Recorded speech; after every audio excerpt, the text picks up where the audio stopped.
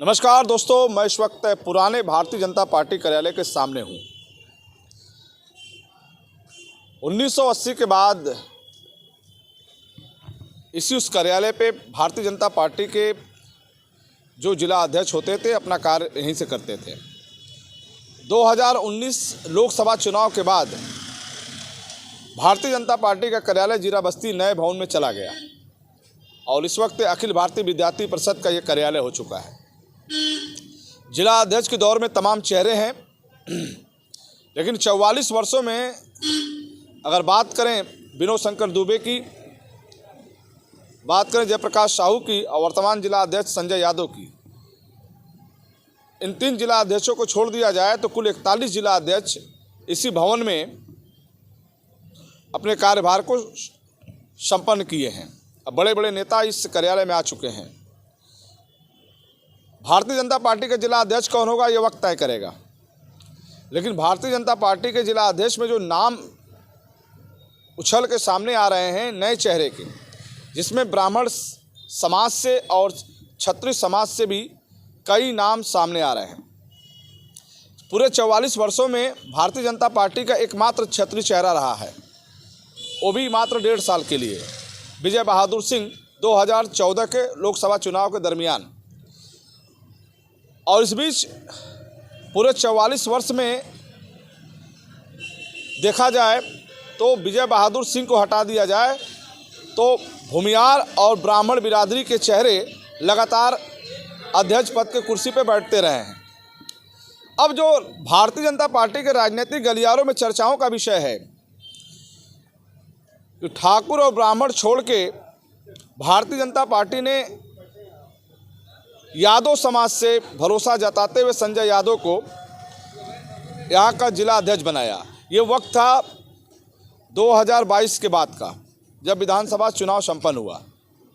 सामने था 2024 लोकसभा चुनाव।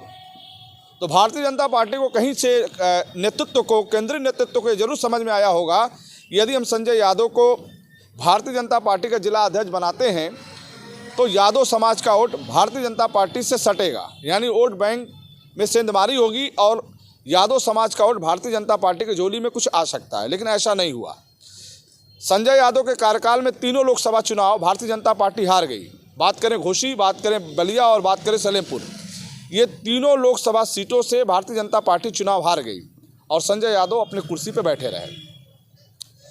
तो भारतीय जनता पार्टी को यादव चेहरा से कोई फ़ायदा नहीं हुआ, क्योंकि माना जाता है उत्तर प्रदेश की राजनीति में, पूर्वांचल की राजनीति में यादव समाज अखिलेश यादव को छोड़ के कहीं नहीं जाएगा।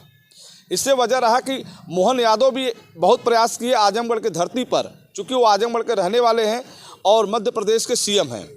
उन्होंने भी बहुत प्रयास किया कि यादव बिरादरी में सेंधमारी करके भारतीय जनता पार्टी के झोली में वो करवट करा दें, लेकिन उनका भी स्कीम फेल हो गया और वहाँ से समाजवादी पार्टी चुनाव जीत गई और भारतीय जनता पार्टी चुनाव हार गई। अब नया फंडा है 2027 का, विधानसभा चुनाव 2027 को लेकर भारतीय जनता पार्टी ने जो तैयारी की है उस नज़रिया से जिला अध्यक्ष को बनाना चाहती है। अब सवाल एक और उठ के सामने आ रहा है, क्या SC ST के जिला अध्यक्ष नहीं होंगे?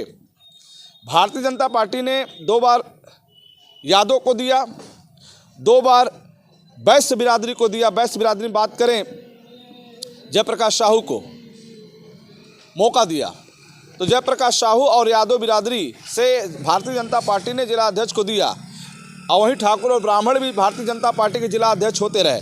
क्या SC ST के लिए भी भारतीय जनता पार्टी के लिए कोई जगह है, ये सवाल खड़ा हो रहा है। भारतीय जनता पार्टी में ST ST के चेहरे तमाम हैं, जो ताकतवर हैं, जो अपने विधानसभाओं में पूरी मेहनत कर रहे हैं।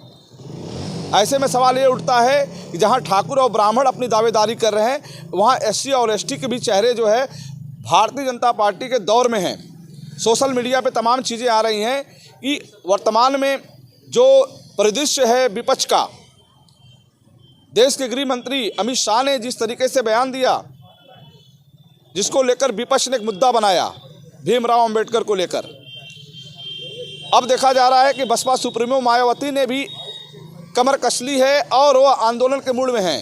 भारतीय बहुजन समाज पार्टी ने 24 तारीख को ऐलान कर दिया है। ऐसे में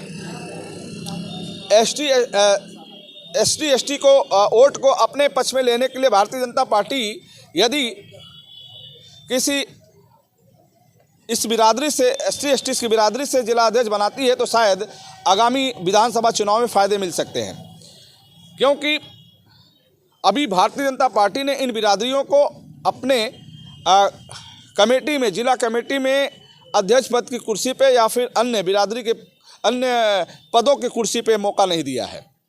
लेकिन अब चर्चाओं का बाजार गर्म है कि भारतीय जनता पार्टी को SC और ST के समाज से जुड़े लोगों को भी जिला अध्यक्ष की कुर्सी पर बैठाना चाहिए, ताकि इन समाज का वोट भारतीय जनता पार्टी के साथ सट जाए।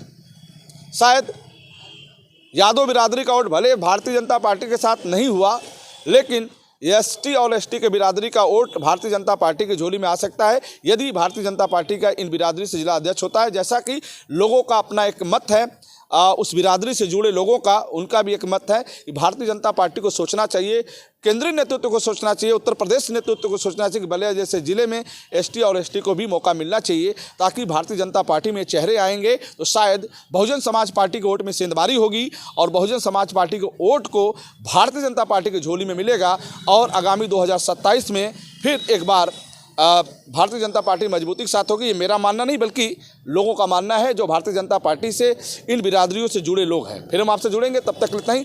जुड़ रहे हमसे बलिया आजकल से। मैं रोशन जायसवाल, नमस्कार।